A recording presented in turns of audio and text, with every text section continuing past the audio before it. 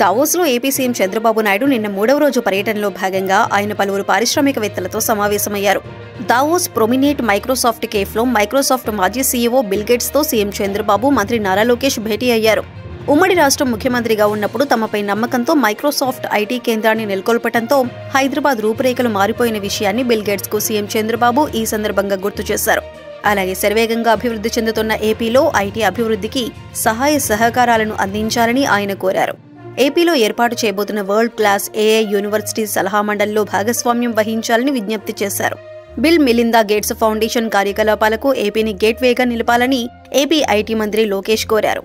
CEO health innovation diagnostics ఏర్పాటుకు సహకరించాలని విజ్ఞప్తి చేశారు. ఆఫ్రికా తరహాలో హెల్త్ డాష్ బోర్డుల ఏర్పాటుకు సహకరించాలని కోరారు.